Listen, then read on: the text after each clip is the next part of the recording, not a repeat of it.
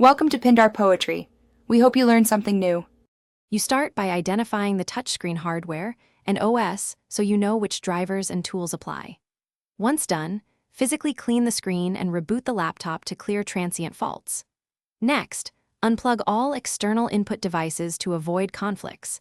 This isolates the problem. You'll also check Device Manager for any obvious driver warnings and note the exact driver name so you can download the correct replacement if needed. You should update the touchscreen driver first. If a recent update broke touch, roll back instead.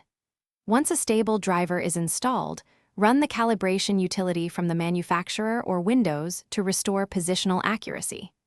If touch still misbehaves, boot into safe mode and uninstall the driver completely, then perform a clean reinstall.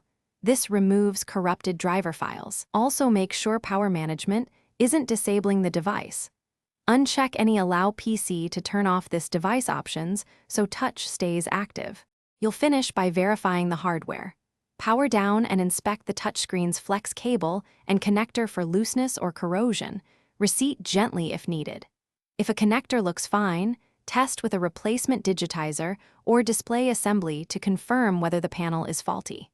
Make sure to document serial numbers and warranty status before sending for service. If everything else fails, prepare recovery media and contact Authorized Repair. One key troubleshooting tip: take photos of every step so reassembly is exact. Thanks for watching. Consider subscribing if we helped you.